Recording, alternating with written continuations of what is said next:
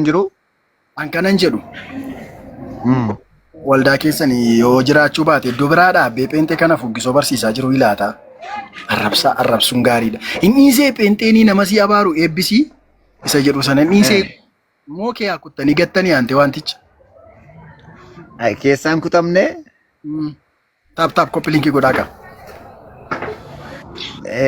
Namoonni amma nama arrabsan kun waldaa jiru jettee yaaddaa? Waggaatti takkaa dhaqu sayyuu kenna arbaata qulqulluu fudhachuudhaaf.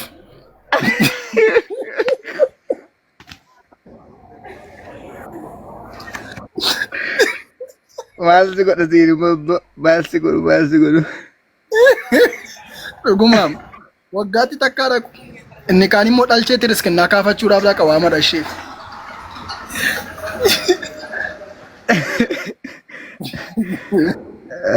Rakkisaa dhagaa.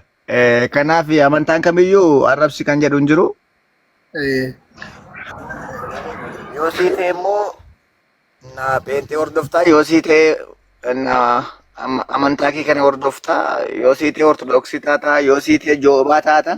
Godhaa ka'ee guys top koppilink akka godheessa tokkotu evangelist. Akkuma kana yeroo hundumaa koomentii jala taa'ee mul'uchi godhee na abaara beektaa.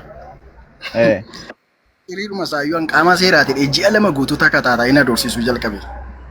Eshi. Nan obsiif nan dhiise. Ani poolisiidhaan maali nan obsiif nan dhiise. Maaloo na dhiise dheen kadhadhe miseejji nan barreessaa fi maaloo na dhiise. Na dhiisin jedha. Indide na dhiisiin sun isa biratti lugna yookaan sodaatti fakkaate malee wajjin jiraachuudhaaf akkan haala mijeessuuf ittiin fakkaanne dhumarratti dheengadda akkas naan jedhee waan asiin jedhe qofa gochuudhaa yoo baatte dheennaan guyyaan borii guyyaatti hidhaa kee taatii naan jedhe. Eshi. Saamii qattiinnaan sa'aatii akkasii ishiliin rakkoon qabu waraqaama fidadhu kottu jedhe hundaam tiktok irratti illee feesbuuk irratti illee gadhiiseera ilaalteetta ta'a. Bilbila isaa hin qabannaa qaama seeraatti hin beeksise. Wal arganne dhiirri miidiyaarraa gaafa fakkaru gaafa ijaan nu arge namoota dhagaa fakkaatan gaafa argu asumatti yoo fixan asumatti finnaa asumatti xumurraa dubbiin nama harkaa baate arrabni nama miiti ijoollee asumatti finnaa waa meeqa qabe ka. Weeddisu eeshi. Dhuguma sitti namni hamma kana ji'a 2 fakkaraa turii daqiiqa 2 gidduutti fiinyaa ta'e walitti galee dhugaa dubbachuudhaaf.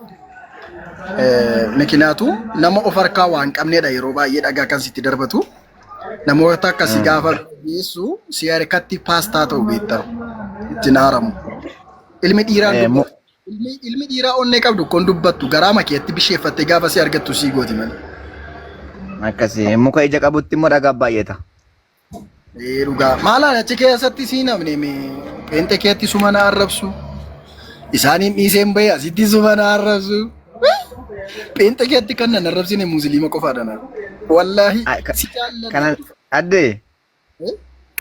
Kanan siin jedhu tokko. Pheenxee waggaa meeqa hojjettee tajaajila? An dhaladhee gara haadha koo dhaabee waldaa makaneessuus inuma keetti nuuf argi. Haati koo faarfattu waldaa makaneessuusiiti abbaan koo paasterii waldaa mulu wangeeliitii akka lixa wallaggaa irratti waldaa 24 irratti ammayyuu ni geggeessaa hoogganaadha. Abbaan kee moo? Eeshi ati moo waggaa meeqa tajaajilte yeroo kee laatte?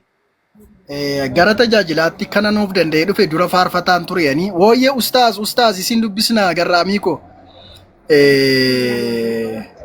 ustaaz Saalihii gestirra jiru hin jiranii. Kottaa gashaa ustaaz kottaa eenyu nan buusaanii naaf hin buusan naaf hin deebitaa qoy nama guddaa gashina nama maqaa gaarii kana qabu baay'een jaalladhaani. Ustaaz eessa jirtu kottaa kunoo nama isinii hin gashine eenyuun gashare yoo barbaachisaa ta'e ofii koo kiyaabu eenga jallaa taa'een isin hin gashaan. Galatoomi salaamu alaikum warahmatullahi wabarakatuh. Wa alaikum assalam warahmatullahi wabarakatuh. Ani Mashallah. gara tajaajilaatti kana Namni gurguddaa yoo jallee raate gadi bu'uun rakkoon qabu abdii. yoo dhufan isin hin gasha rakkoon qabu ta'a ammasitti. Kiraaraan faarfachaa ture faarfataan ture. Jechas ta'uu dubbii sobaa gadi jedhii baadhu yaa lubbuu koo nan dhiphisiin obsumaan jiraadhu. La la la la la la la la la la la la faarfannaa kana dhageessee tata kaasetii jalqabaa kanadha kanan hojjedhe. Hin qoosin adde. Isa dhugaa. Amma miidiyaa irra jiraare. Maal jechuudha maal? Kiraaraan hin faarfachaa ture namni kiraaraan na beeka. Lammaffaan immoo maal tureeni? Maanni na harkaa babbadeera. Baga na harkaa badii malee. Ilaalte warri musliimaa. Haallisati. Waa gaaffii na gaafatte duwwaa qabadhuuni. Kan abbaan quba kaawwatee ormi dhumnu qoy yuutuubii irra jiraasi. Faarfannaadha moo? Faarfannaadha. Mammaaksa faarfannaatti deebiseenii yuutuubii isaa dhattee ilaalta. Siifan kannaan.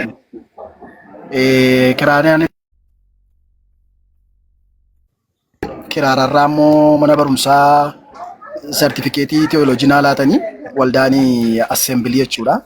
Naqamtee. Okay. Ammallee paasterichi Malaakuu jedhamaa jechuudha. Malaakuu fa'aa beektadhee yaada. Saamii jedhama namichi du'e. Malaakuun jira natti fakkaata amma.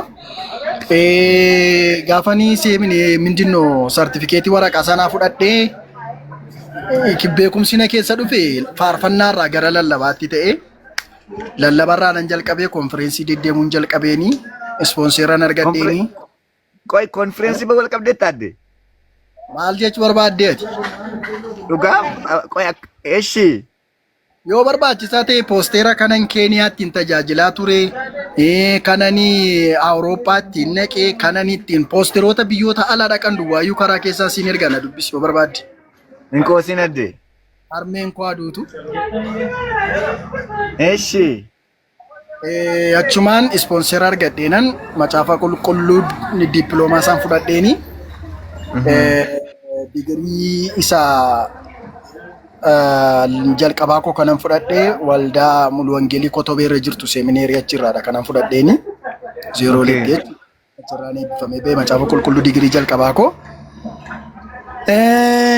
Achi booddee dhufee digirii lammaffaa koo asittiin fudhadhe Finfinneetti. Achumarraan nan dhufe yeroo koo guutuu kennee miindeeffamee miindaa kanan ittiin nyaadhe tajaajilaa ture. Waggaa 22ffaa kooti 19ffaa kooti miindaa malee kanan tajaajile waggaa 2 oolumaa gala gara yeroo guutuutti kanan dhufe waggaa 22 ta'a jechuudha. Waggaa 22 tajaajilteetu wangeela lafa keessa deemte? Wangeelicha sirri mitiin lafa kaa'i. Hin qoosin? Dhugaa waaqa. Qoy maaliin maasters hin baranneeti? Maalanitti godha innan baradhe yoo akkam pheenxee taajjabu na godhe. Garuu qoy gaaffii koo adde. Wangeelatu dogoggoraadhaati dhiistee baate immoo namatu hojii wangeelaa kana hojjettu si miidhee baate? An dhugaa dubbachuuf taanaan macaafni qulqulluun guutummaa guutuutti yeroo achi keessa jirullee yaada kennaan ture. Okay, dhiifama ofii koos dolfii koos hin buusa ishii mucaan baay'ee jaalladhu jara jira. Dhiifama na of kolchisa reeku. Miiki kottu ol gali. Okay. Ustaas kottaa ol galaa bakka miikii gashuufan ture nama guddaan arge waan ta'eefi. Okay, warri kiristaanaa warra arrabsaa jirtan jabaadhaa arrabsaanii mikinaan isaa arrabsoon keessan islaamummaa kootti na cibsa waan ta'eef natti tola dassileenyaan yoo nan arrabsitan ta'e nan lallaafaa abdiin kutadhaa gara kee ittan dhufa yoo na arrabsitan garuu nan jajjabaadhaa ittan cimaanii islaamummaa ta'uufa. Dhugaa dubbachuu fi macaafni qulqulluun dogoggora isaa qabaachuu sadhiisu. Bakka fudhattu fudhatta bakka fudhanne immoo dhiista. Okay. Bakka sii galeen fudhatta bakka sii galeen dhiista. Macaafa qulqulluu hundatu sii gala miti wangeelaawi.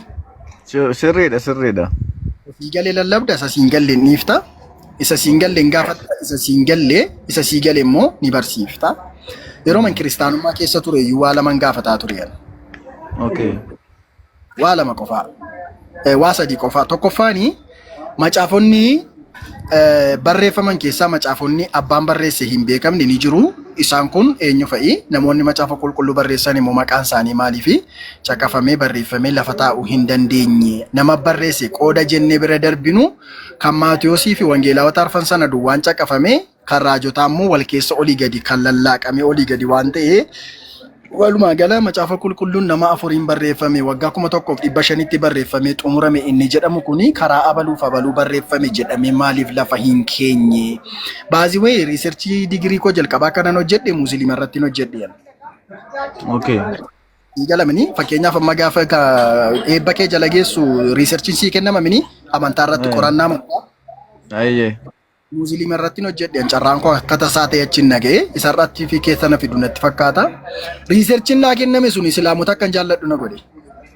Dhugaan sitti hima Shaashamanneedha kanan naqee. Shaashamannee irratti riisarchii dhimma amantaa islaamaa qayyabadhu qoradhuuti nuuf gabaas jedhamee nan naqee. Gaafa naqeedhu qorachuu dhiiseen qoratame. Dhugaadha. Qorachuu dhiiseen qoratame. Mucaa turumbaa kana bilookiin of jalaa godha. Waa'ee teoloojii beekta taanaani si jalaa hin badu. Eebba kee jala kun hundumtuu ni kennamaanii. Yoo barbaadde dookimentii koo sin argisiisa. Sartifikeetii kan barnoota kootii jechuudha kan macaafa qulqulluu. Utuu kanaan jiru gaafan Shaashamannee naannaa Kuyyaraarra dhaqee riisarchii sana dhiiseen islaamummaan eessaa dhufe kan jedhu yaadu jalmare na fudhataa deemee isaanii wajjin walitti dhufeenya godhadhe goddanyootan isaanii wajjin uummadhe jireenya isaaniif jireenya pheenxee gaafan ilaalu jireenya pheenxee kan jiraatu musliima jireenya nuni pheenxee keessatti eenyu amantiin pheenxee akkas uummanni pheenxee akkas nu kan jiraatu immoo nudha jechuudha yeroo sana walumaa gala soomni islaama bira hin jiru hin sobineedha macaafni qulqulluuni garuu kan hin sobne musliima hinatineedha macaafni qulqulluuni kan hinanne islaama haadha manaa namaa hin hawwineedha macaafni qulqulluuni haadha manaa namaa kan hawwu beektatiyyuu sitti mun barbaachisu dubartiin tokko haadha manaa abbaa manaa ishee malee yookaan haadha manaa isaa malee nama kamiraa wajjin hin jiraatiin jedha inni kun pheenxeef caafame kana kan raawwatu garuu musliima ta'e riiseechi gochuun naqe hundumaa eenyu keetti hin arge musliimota keessatti achi keetti hin arge waan macaafa kee jiru hundumaan achi keetti arge sii galee isa booda riiseechi sana maal jedheen deebiseenii ragaa sobaa gabaasuu waan hin dandeenyeef riiseerchiin naqe sana milkaa'uu waan hin dandeenyeefi nama kan barraa akka irratti hojjechiisuu dandeessan gaafadheen ortodoksii irratti hojjedhee nan milkaa'e. Okay. Dadhabeen biraa galee warra musliimaa jechuudha. Naachuma gaaffii keessii deebisuu.